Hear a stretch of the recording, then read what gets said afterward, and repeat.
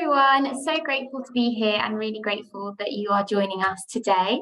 As you've heard, we are going to talk about how you can create an excellent CV and a really excellent LinkedIn profile to help you get to the next stage of your career, whatever that might be, and land that dream job. My name is Siobhan and I'm the Director of Diversity, Equity and Inclusion here at Multiverse.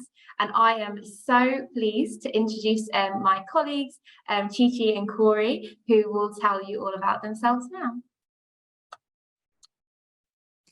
Hi everyone, my name is Chi. I am Head of Leadership Development here at Multiverse. I've been at Multiverse about 3.5 years now. I joined when we were about 50 people and we're now 650 pushing. So in terms of recruitment, I've hired a lot of people here at Multiverse, probably done over 100 interviews, if not that. And so one of the things that we're sharing is really how to support you with that. Prior to joining Multiverse, I had my own business where I was a business coach, working with founders, helping them kind of establish and build their brands online. And then prior to that, I spent 10 years at HSBC, where I did kind of finance and also project management. So really pleased to be here.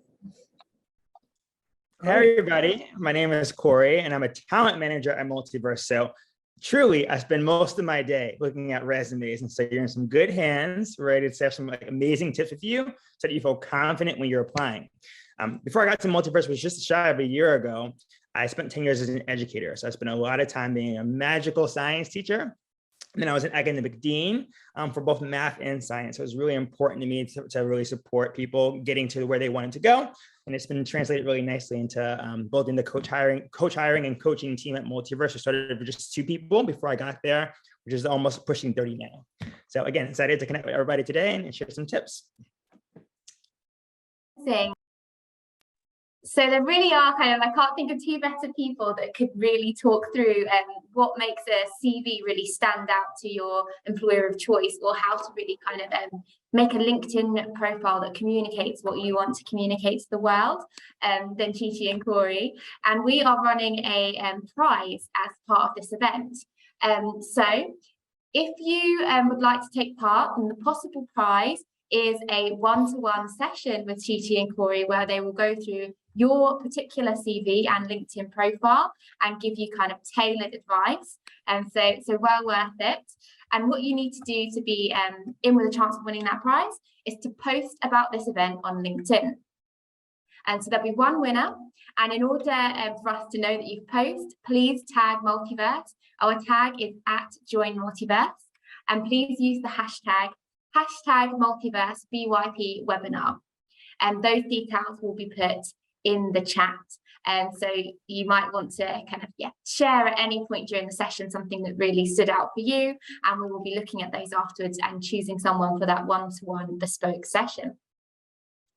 Cool, so I'm going to get started with the questions, and then we will move on to some open Q&A for everybody in the audience, and then we'll move on to some breakout rooms where you'll have smaller group opportunities to discuss specific themes with me, Chi and Corey, and we'll give you a little bit more information nearer that part of the session as well. So to start off, my first question is to Corey.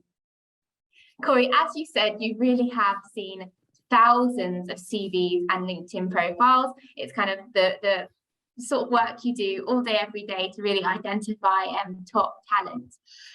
What advice would you share about what to do and what not to do from the perspective of a recruitment talent manager?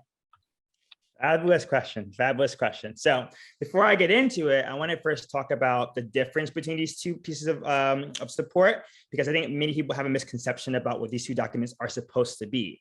And so your CV, or your resume, we call it in the US, it should be a 1 to 2 page central information sheet that's going to describe your entire professional history. I think when people get this wrong is that it really should be a record of where you're excellent and where you've had impact in your roles, not just a list of what you've done. Generally, I know what a sales associate does. I know what a teacher does, right? And many people who are hiring know what basic roles do. And so you want to use those moments to really emphasize, how are you special? How are you the best sales associate? Why are you really a special teacher in your school? What do you bring to that school community that other teachers might not bring? That's what you use a resume for. It's a really concise document, but it's going to highlight your important impacts and your important results. Your LinkedIn recruiter gets to just be the space where you get to fill in the rest of the blanks. Your resume is not going to be able to fit everything that you are, everything that you're about. And so you want to use that time to really control the narrative and share things that you're passionate about, your branding, which is what Chi is going to talk about a little bit later, what communities you're members of, networking. You want to use your LinkedIn recruiter to kind of support that. And so some quick tips for how to best sort of navigate both these things. One, of course, you want to make sure they both are aligned, right? If you're someone that's coming on your resume and saying, you know, you really support women's rights, you like no women's rights groups or no advocacy on your LinkedIn profile, it's a mismatch, right? So make sure that the things that you're about, that you believe in, that you really care about, and that you're communicating that you care about in your application for a job or on your resume, which is the first thing we see, there's alignment, and you back those things up and actually expand on that in your LinkedIn profile. Two, maybe obvious, but keep your profile and resume up to date. Like almost every day you are developing new skills, taking on new responsibilities. And so you often don't remember to do so, but it's really a good habit of yours every couple of weeks, and definitely every couple of months, to take a step back and make sure that you've kept things up to date, new skills, new experiences, and make sure that those things are clear.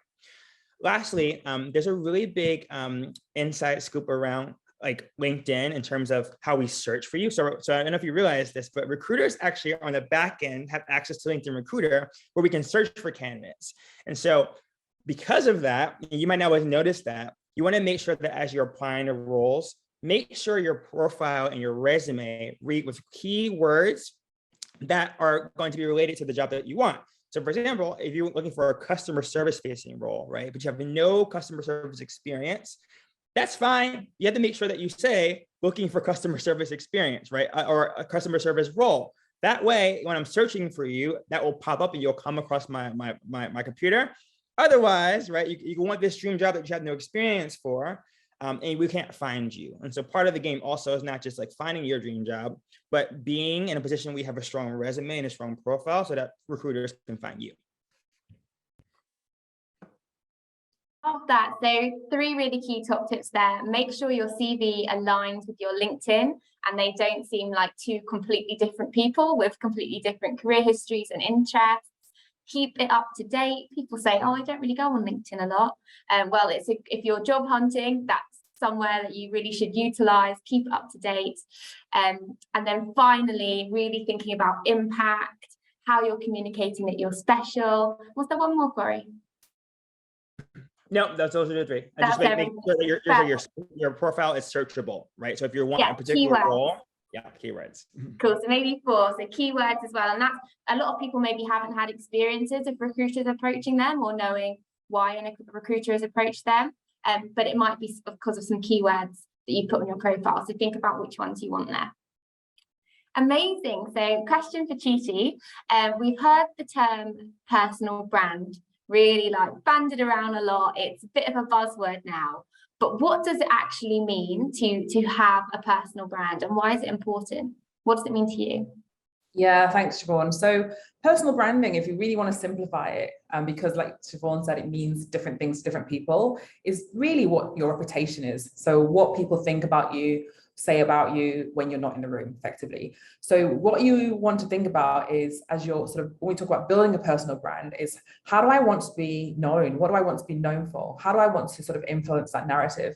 Now, it's not about being fake and like pretending to be something that you're not. And just going back to what Corey said, you know, making sure you have this really strong alignment with your resume, your CV, and what you put online. But just knowing that it's a new recruitment economy now. So recruiters are always searching, we're always Googling. Anytime somebody applies for a role and they put their website on their CV, or they even put their, you know, the LinkedIn profiles, I always go and check. I go and have a look and see what they're about, what they're interested in, and get the understanding of them as a person. You know, here at Multiverse, we're really about building a really diverse team. We really value your experiences. We really value all the things that make you you. So I really want to encourage you to think about, well, what does make me me? What makes me special? What makes me unique? And building your personal brand is really just amplifying that. And there's many ways you can do that. if you're somebody who can create content on Instagram or TikTok, you can build your personal brand on LinkedIn. It might be sharing a post about something that you did at work, or something that you did in your free time, or just sharing something that you have an opinion on. Knowing that this is things that people will see that form a picture about you and what you're about. And like in this day and age, I think it's really important in this digital age that you all control your personal brand, because if you don't, whatever you have online, people will find anyway. So you want to control that narrative. Definitely.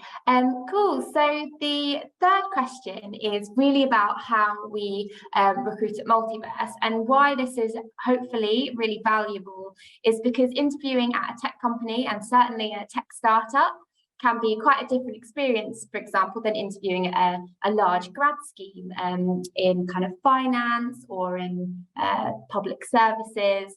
So to give you a taste of what a company like Multiverse, a really fast-growing tech company, might look for, we hire with 4 criteria: intelligence, character, coachability, and track record. So Corey, what do we actually mean by those things? Of course. So I'll walk you through all 4 of them. So when I say intelligence, we're not talking about your academic credentials or things like you might think about in terms of intelligence. We're talking about really, it's like good decision making, and really making sure that you're prepared, asking really smart questions. You've had intentional career decisions, and you've moved through your career with intention behind them. That you are ready to go on your feet. As you might know, a startup is going to be changing really, really rapidly. A lot of information is coming at you, and you need to be able to process information. And so number one, being able to process that information quickly, and or having the tools and understanding what you need to process information. Many people process information in all kinds of ways, right? And so developing a toolkit to be able to access that. All those things fall into like the intelligence part. Character. We think about that into 2 different categories. One, who are you as a person? As Shishi was saying, what do you believe in? It is not what does Multiverse believe in, what does Apple believe in, but like, what do you truly believe in? When you think about your decisions, like, where do they come from? What are they grounded in? And so you have to know that and be able to communicate that in an interview setting. And of course, all your resume, your LinkedIn are going to also reinforce that. It also just again, getting to the point of like, how are you special? We all are really special in various ways, and startups really like to know that question, like what makes you special? Because we're adding new people to a building ship, and each person individually matters a lot, right? And so being able to communicate that is what we kind of label as character. Coachability is a huge one, right? Because you'd be the most unique and fabulous and smart person out there, but if you're not coachable, you're not going to get anywhere. So really thinking about how you're listening to feedback, how you're implementing feedback, and how you're giving feedback. Not only are you just a receiver, but you're a giver. Because again, in a startup, in a big tech company, it's really an environment and culture of feedback, because we're trying to build new things and innovate, right? And so thinking about coachability is really important. And lastly, your track record. Again, coming back to that resume, your track record is going to be just where is your evidence of delivering impact and high performance across your career? So you really want to start doing that work, again, as often as possible, to reflect on, okay, in my role, how am I being excellent? And if you're not feeling like confident in that, work towards that. So you have that storyline ready to go when you are, again, moving on to your next experience. Amazing. And yeah, that's for us at Multiverse, we look for those criteria consistently across absolutely every role, no matter what team, no matter what level it is, because we think it's those sorts of characteristics that will really support people to thrive and to add value at this company. And we really believe in kind of training and the development of people. That's why coachability is so important, because if you have that willingness to learn, if you want to thrive, if you want to do well, if you want to get promoted, you need to be coachable, and you need to be kind of like showing up with that mentality. So that's, yeah, really big one for us as well. And we'll be diving into character a little bit more and how you can communicate your achievements, because I personally know that's something I used to be really like humble about, and being humble is a nice quality as a human, but not necessarily the best one to bring out of the bag in an interview. So like, how do you really respond to that question around being special? We'll dive into that a bit later. Cool. So Chi-Chi, another question for you. We started at Multiverse at a similar time, about 3.5 years ago. there was between 40 and 50 of us, all kind of crammed onto one floor of an office building. It wasn't a bad office building, to be fair, but still only one floor. And now we've got a 5-story building in Marylebone that's full to the brim, and we've got our office in New York and 650 plus employees, and we're actually across a lot of states in the US now, aren't we? Not just New York. So huge amount of change. And in that time, you personally took a team from being 2 people to being 200 people in the span of only 18 months. I think not many people can say that about their careers. So a huge achievement. But that means you have literally interviewed hundreds of people. So what advice can you share about really standing out, really acing a highly competitive interview process? Yeah, thanks, Siobhan. I mean, the interview process is one that I really want you to think about is a 2-way process. So yes, we're interviewing you. We want to see if you're a good fit for us. But I want you to also think, when you're going for an interview, is this a good fit for me? Often people come into an interview and sort of have this real kind of passive approach and sort of sit back and just be spoken at. And, you know, an interview process is really your invitation to research and to get information and do all of that. So I want to just share kind of 3 top tips for really acing an interview. The very first one is to prepare. So the number of times when people come to an interview unprepared, now this might be they haven't researched who's interviewing them. They haven't, researched what type of interview is going to be. Maybe you're going to be doing like a presentation or a demo. You haven't like practiced the tool. So maybe you're having to do something on Zoom and you've never used Zoom before. So, you know, downloading it beforehand, getting used to it, getting on the call a little bit earlier, testing the tech, that sort of thing. Preparation is so key. It helps you to feel confident. It helps you to remember all the things that you want to talk about. It makes you be really intentional with the questions that you're going to be asking as well. So it's a red flag for me if I interview somebody and they don't have any questions for me. Even if you've asked, you know, usually I'm at the end of the process, even if you've asked loads of questions to my colleagues, I still expect you to have at least a question for me. And this is, this again indicates to me that you're interested, you're curious, and you always kind of want to learn. The second thing I would say is another P, but it's kind of like a slightly of not being passive, okay? So in this interview process, demonstrating your enthusiasm, really showcasing why you want to work for us, really being able to kind of ask questions and sort of clarify questions. So if you get asked a question and you're not really sure, or you want more information, just ask. Feel free to take notes. That's okay as well, because in the midst of an interview, you might, being nervous and all that sort of thing, you might forget things. So that, process of writing stuff down means you can refer back to things and you can be like, oh, you mentioned X, Y, Z. You can go back to your notes. You can also, if something comes to mind of like a follow-up question, you can put that down as well. So we never look down on that. We think that's actually really great to do that. So really kind of being involved in that process and asking questions to your interviewer. And, if something prompts a following up. And then the third P is really kind of being personable. All right. So an interview is not a kind of a robot situation. You'll find that our interviews, we're trying to replicate what it's like to work for us, what it's like to be at Multiverse. So we have a really strong development and feedback culture. So you might get given feedback, you might be asked something, we might say, go deeper with something. And we just really want to get to know you. We want to know who you are. Because like I said earlier, we're really building a company full of incredible people who are doing incredible things, have lots of great backgrounds and experiences. And that's what makes us all really, a great place to work, because collectively we're all here because of the mission and what we believe in, but we've all come here from different routes. And in the same way that we're doing that for our apprentices, here at Multiverse, we welcome you sharing about who you are. We're open about what we stand for and our values. We want to hear what you stand for, what's important for you, what are your values, okay? So prepare, okay? Not be passive, and be personable. Those are 3 things that I would say to have interview success. Yeah, I want to add there. I think those are really good tips. And I also just want to caution people on the preparation, because there's a thing that you want to keep in mind is that you should also prepare to be unprepared, right? A good interview at a good company is not going to be stock, right? You can Google right now the top top interview questions and prepare for those. But if you're going for a company that's hot and innovative, they're not going to just ask you those questions. And so you have to prepare for, like I said, be clear about who you are, what you bring to the table, what your values are, and let those guide your decisions and your answers. Because again, it can tell you right now, you can prepare all you want, you can know who I am, you can know about the company, but you're not going to be able to prepare for everything, right? So just there's also leave some space to know that you might be uncomfortable, and that's okay, because at a good company, you should expect to be uncomfortable because you're doing some really hard work. That's hopefully important for the world. So I just wanted to add that caveat there. No, that's great.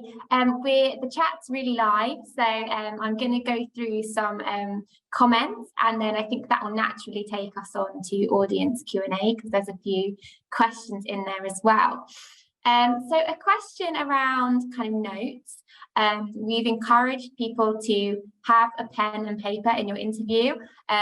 Considering a lot of interviews happen over Zoom, I wouldn't plan to take your notes in like a Word document or something, because it might look like you're not paying attention, but definitely having a notepad and a pen, so it doesn't just look like you're catching up in your emails, but that you're taking down some key notes. That will help you as well with listening and remembering exactly what you've been asked, or some key facts that might help you come up with a really interesting question later. Someone asked if they should bring in all of their prep with them to the interview. So say they've written quite extensive notes prior to the interview, would you suggest bringing it to the interview, or do you think that could lead you to accidentally maybe be reading off your answers? Be interesting to see what you both think to that. I mean, personally, I would say whatever's going to make you be comfortable in the interview. So, you know, we all have different requirements and needs. And so I often ask people, like, how have you prepared for this interview? And I've had different people like say, I've got this notebook here, I've got these post-it notes here, I've got all these things here. So as long as you have what you need to show up as your best in the interview, I don't have any issue with you sort of bringing that. If I feel that it's becoming robotic, I will speak up and say that. So I have had an interview where a candidate was just replying really stock answers, and I said, look, let's pause. I really want to just hear like what you think about these things I'm asking you. And so he paused, and then I asked the question again, and then he answered like authentically. And so we always know when it's a very stock answer, and we'll always challenge that in a kind way, because we really want you to just kind of speak from the heart. I agree, Gigi, and I think that one other big way to win an interview is to be really present and be really listening, right? One thing that candidates tend to do is think they know what the question is being asked, right? And start answering that when in reality, the question was slightly different. So whatever notes you have, that's all fine to prepare, but I think the most important thing is to really be present. And so that means if the notes are going to distract you, study them, know yourself, but really listen. And like you can ask, like I said, if you get a question, you can take a beat, you can like try to prepare and like think about that. That's totally fine. But I would really push anyone to really learn what it feels like to just be fully present in an interview. That's the winning mindset to have. There's a fourth P there, Corey. So be present, guys. Listen, active listening. Because to Corey's point, there's so many interviews that you do when people haven't listened, and then they're there answering a question that wasn't the question, and then they're kind of too embarrassed or nervous to sort of go back to the question. So yeah, active listening, definitely be present. So yeah. Absolutely. We've got a few questions around what is like, should you ask questions to the interviewer? We all say absolutely. I mean, like you'll choose your moments if it like comes off of something they've asked you, or if there's an interesting topic, you might write down a keyword that helps you come up with the question. But in terms of how do you come up with good questions, we had a question about where the company would be in 5 years. Is that a good question? I personally like that question. The only questions I'd say aren't good questions are when they're ones that you should have really done as part of your prep. So if you don't really know what the company mission is, if you don't know what the company values are, if it's something that's clearly on the job description and actually your question suggests you haven't read the job description, that can make yourself look that you've not prepared. So ask questions that you're genuinely interested in and aren't just kind of like key on the website. And so strategic plans for the future, that probably is a good one, especially if there's something that's come up in the interview that really interested you, around coaching or around the sales approach or around product, around tech. That could be a good way. Anyone else got any questions, Gigi or Corey, that you think when that was a great question, or that's a really sort of useful thing to ask in an interview context? I'm just thinking about different things that I've been asked. I have been asked things around what has been like the biggest challenge scaling so fast, and like how have you sort of preserved and maintained the culture of Multiverse. I think that's been quite good. I've had people ask about kind of development and things like that. So there's a balance between asking like, how soon will I get promoted? So sort of like, what's the development path? Because then again, that just shows somebody's like ambitious and they're keen to sort of learn and that sort of thing. Other things that people have asked, you know, sometimes just asking about like what a day in the life is like, but it depends when they do ask that, because like I said, if they've come to me and they've had an opportunity to speak to the head of the program, to speak to a team lead and like a coach in that same program, and they're still asking me that question, then that's actually a bit of a flag versus like a good question. Yeah, I like that question around like, I really like questions where it demonstrates a lot of like personal ownership. So like when people are talking about their development, I've been asked like, what are the 3 things you'd really recommend me to focus on in my first month to set myself up for success? Stuff like that, that shows that they are somebody that's ambitious, but is also prepared to own their own development, rather than sort of, what are you going to do for me in my development, where it feels like they think it's a passive process. I think it's interesting. I'd then usually ask, if they did ask it in that way, I'd then ask a prodding question, because it might just be that they've worded the question wrong because of lack of interview experience, or they just didn't really mean it like that. But to your point, another one can be like, basically like, when can I first get promoted and stuff like that. And it's like, there's other ways to ask that question, where you can think about, yeah, what is the progression routes in the business, like what's kind of the long-term growth kind of ambitions for this team, and how could I play a role in that? It's just kind of better ways to say those types of things, but definitely no problem being interested in progression. There's a few people asking me to repeat things, which is absolutely fine, but it will probably be easier to watch the recording, and that will be sent out afterwards, so you can watch it back as many times as you want. So please don't worry about that. Had a few questions. Oh, sorry. Let's add one quick thing before you go to the next question, which is that, again, it's a dangerous thing to ask. Is this a good question? What kind of question should I be asking, right? If you're fully present, I think questions would naturally come up, because you should be grounded in what you're genuinely curious about. Like, what do you actually care about? So again, the point is, 1, don't ask questions that you can go research, right? So if you like, what's it, you know, if it's out there, you should go research it. Like if there's like a 5-year plan on the website somewhere, go find it, right? If you're curious about it. But genuinely, I saw someone in the comments just right, should I ask about diversity? If diversity is important to you, you better be asking about that, right? Like you should know what's the makeup of the team, like how many BLM or whatever terms that you care about, what's the support for neurodiversity, like whatever you really care about, use that time, because ultimately you're going to work there, right? So it's not only about the salary, it's not about the role, it's not about the company. If you want to be there for a long time and develop and become a professional and like add some value somewhere, think about the questions it's going to take, or information it's going to take for you to feel really excited about that, right? So that's what I think should like ground you on your questions. Just too many people think about that and like, oh, I need to ask a question. Ask what you're curious about. And I think that is that always gives me good energy from some people's questions. No, definitely. Gosh, there's a few. What are your best tips for career changes for people who perhaps want to get into a career that they've had absolutely no experience in the past, or for people that have had to take a gap in employment? I can jump in because I was a career changer myself. I was not a recruiter before I joined this work. As I said, I was a teacher and school leader for a long time before this.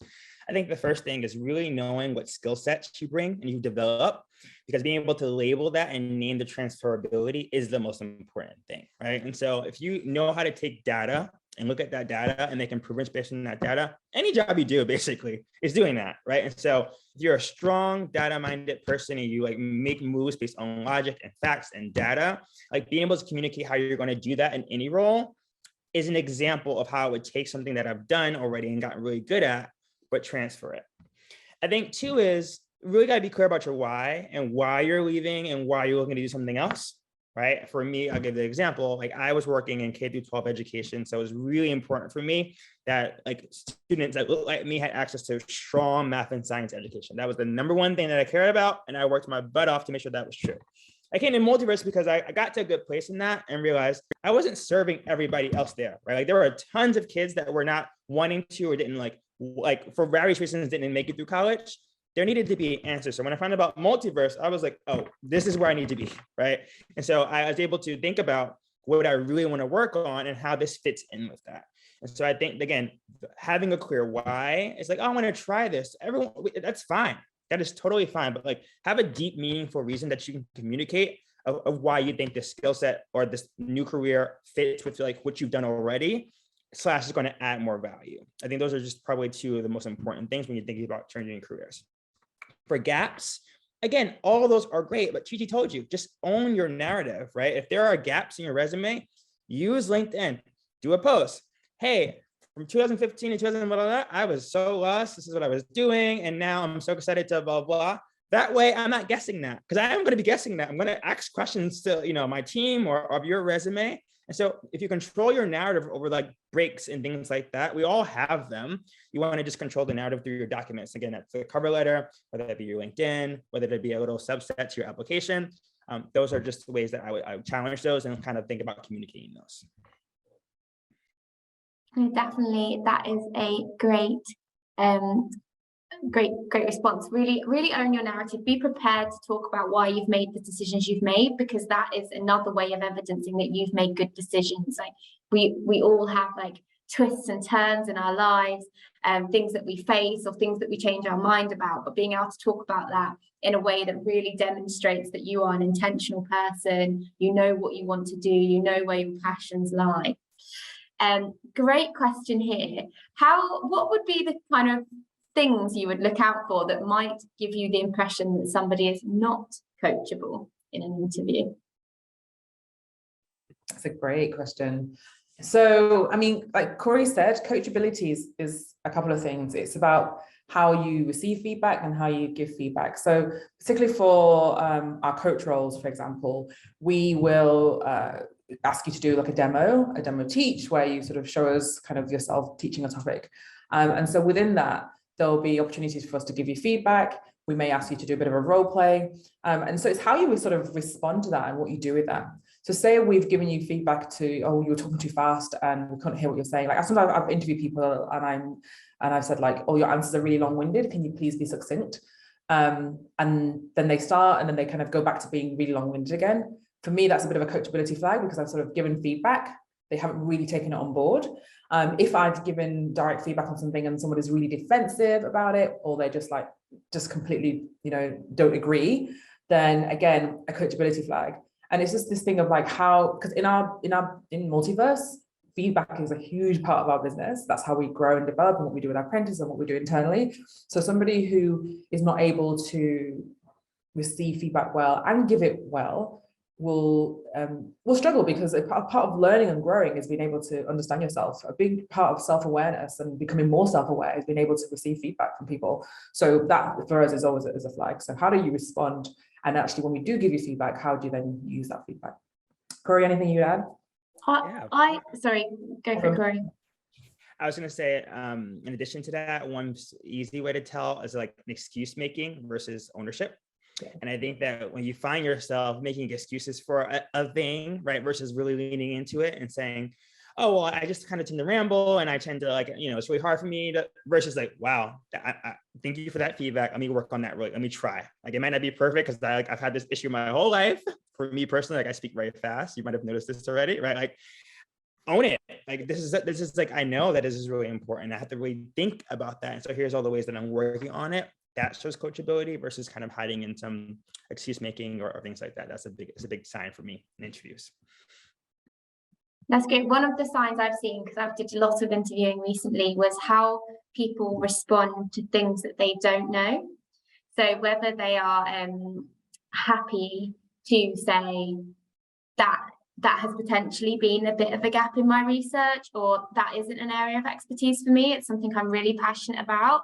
Well, I could answer the question from the perspective of X, which is my expertise, and then they give me a good answer, or whether people sort of just try and answer and you can tell that they're like making it up as they go along, and they're kind of like getting more nervous and going, whereas they don't want to admit that they like that's not their area of expertise, or it's something for them definitely to research. And you can always say, I would love to look into that, and I could come back to you with an answer, and then send them a follow-up email with like the answer that you've had a chance to think about.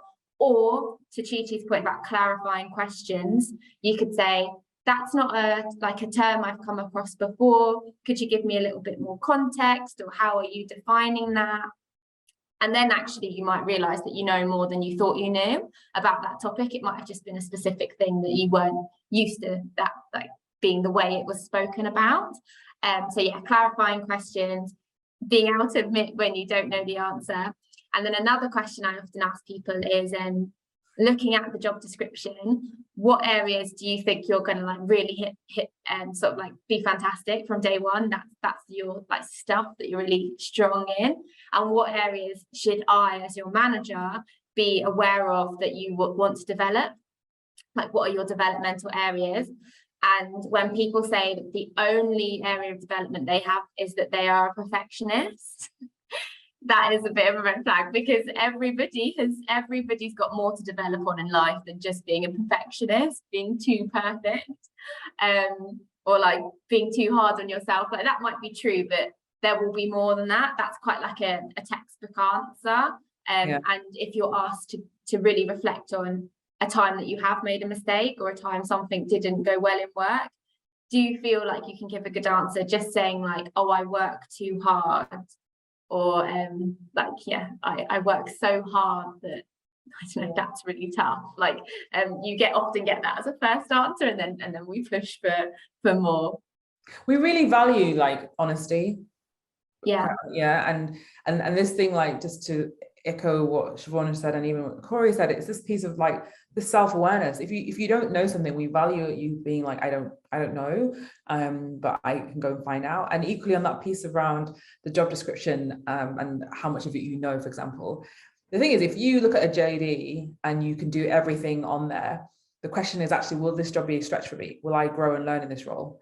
Versus looking at a job description and say, well, I can do about 80% on here, 20% I don't know, it's an area of development for me. And so don't ever feel again like, oh, I haven't ticked off all the boxes on this job description, so I'm not going to even apply.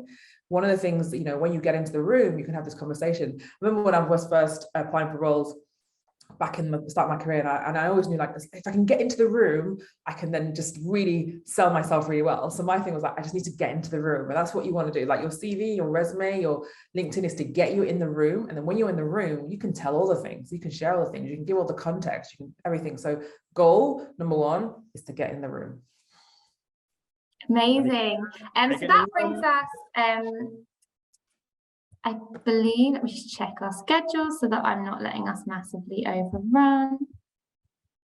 Oh no, we've got a little bit more time for questions. So I'll take a couple more. There are plenty, so we are definitely not running out. A question about, it's been answered in the chat, but I think it'd be useful for other people to hear.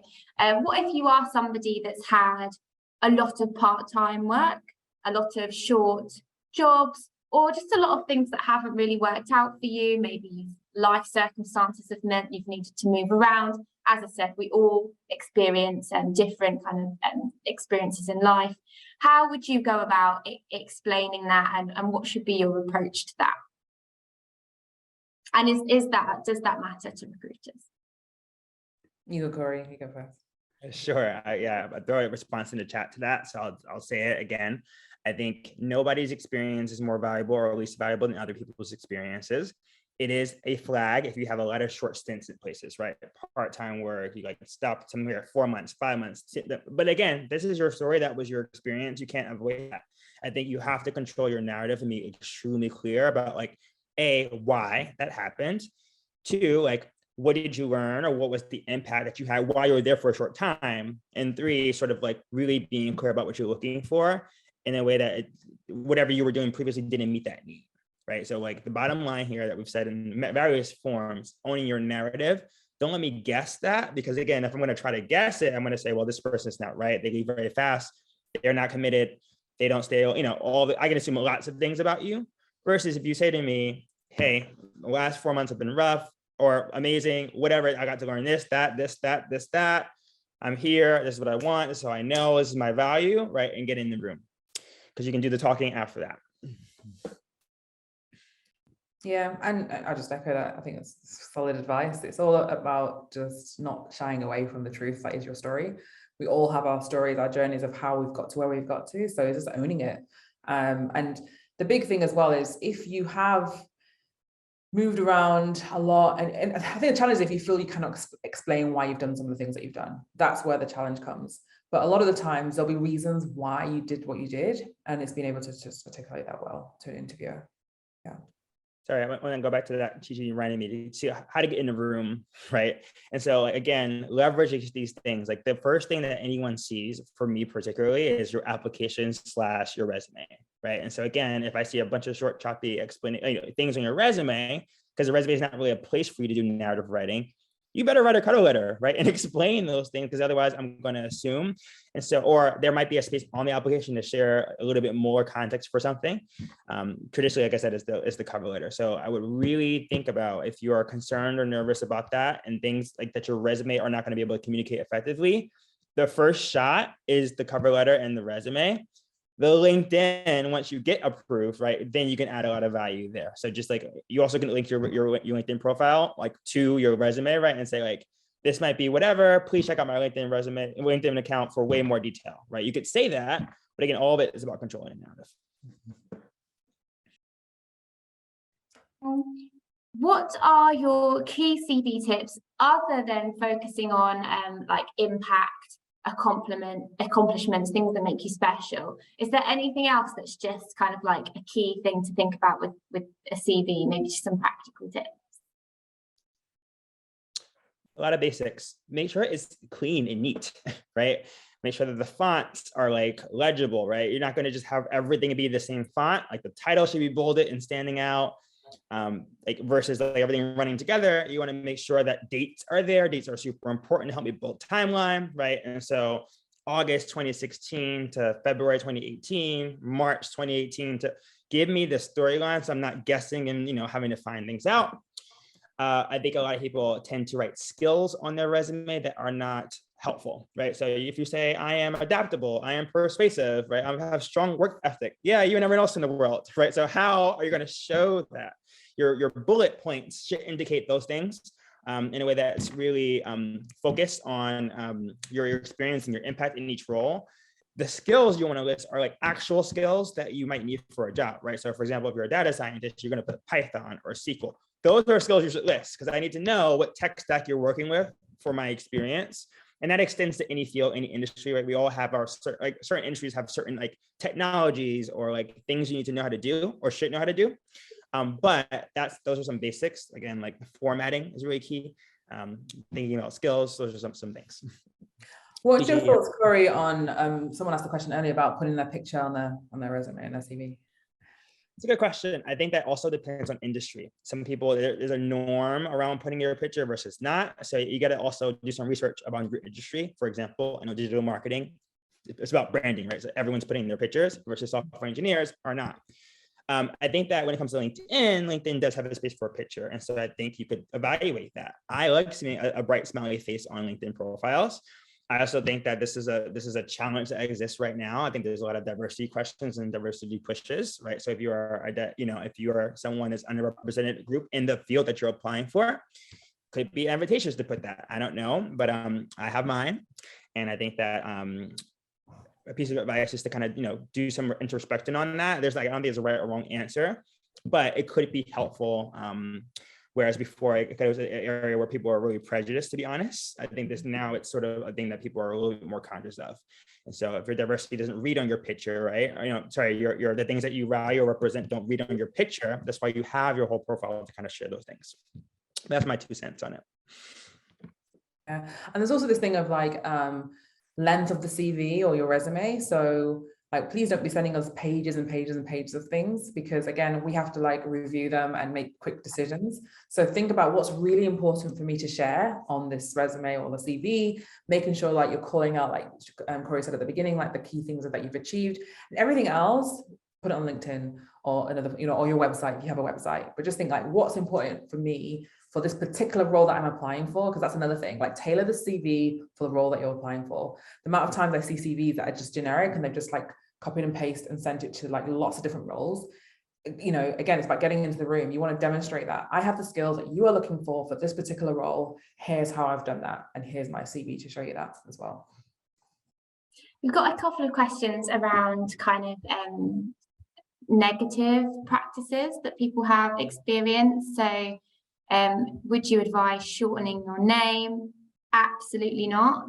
If a company gives you the vibe that is how you would need to get into that company, then they're not a company that value you or deserve you, or that you're going to be happy at.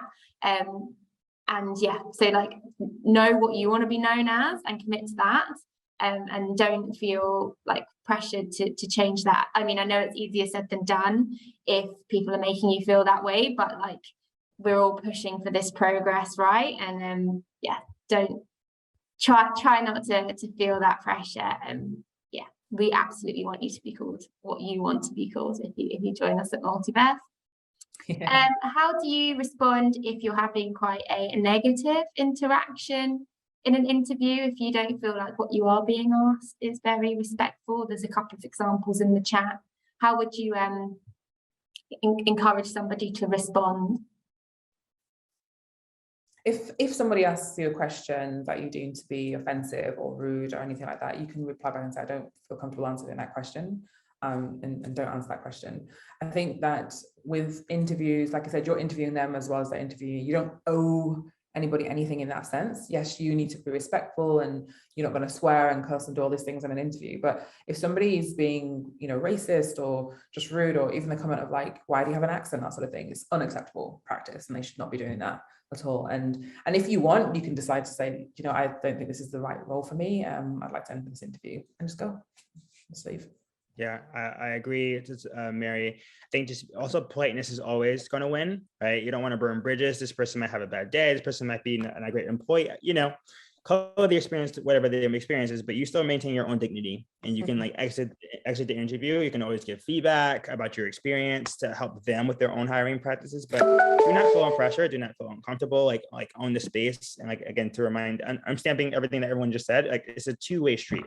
You're interviewing your interviewer as much as they're interviewing you. And so you're getting a sense of like like someone said, their happiness at their job, the way they're talking about the company, like that investment. Everyone you talk about Multiverse will be super excited about Multiverse because we're obsessed with it, right? For good reasons. And so pick up on that kind of stuff and question it and ask about it. Those are things that tell you more about the company than someone writing about it or saying it, right? Like, really feel how someone's talking about it. It's a different tone. So absolutely, especially if they're the person that's going to then be managing you. You need to feel like that's someone you can have a productive relationship with, that's going to add value to your career, that you want to look forward to spending time with. It's just, yeah, it's crucial because you spend so much of your life at work. Cool. We're going to go to the breakout rooms now. There was another fantastic question around how you strike that balance of I'm very prepared, I'm confident, but then not coming across as arrogant. I thought that was a great question. I think a lot of people worry about that when it comes to talking about their accomplishments. As I said, the kind of the tendency to try and be more humble, and how do you strike that balance? We'll cover that from a perspective in talking about your accomplishments in my breakout room session, but I'm sure it will come up in CV writing with Corey and with personal brand as well. If you're someone that's thinking, I want to start posting more on LinkedIn, how do I, what messages do I want to get there? What do I want to communicate? And so we are going to move to the breakout rooms now. You'll have 3 choices. Oops. Sorry, let me just get the choices up. You'll have 3 choices. One is building your brand with Chi-Chi. So that's more thinking about LinkedIn and social media and all of the different ways you can build a brand out there. You'll have a CV clinic with Corey, where you'll go through some really practical examples from the perspective of a talent manager that is really seeing thousands of these every day and making decisions about who to progress to the next level. And then there's a session with me that is really about how do you communicate your successes at work, your achievements, in a way that feels really authentic to you and that you're confident doing. Because yeah, we all sometimes, if somebody asks us what makes you special, it can be a bit like, oh, don't know if I can brag. But this will be about, yeah, how you can brag and you can evidence that. Cool. So please choose the session that's most feels most of value to you, and we'll meet you in those rooms.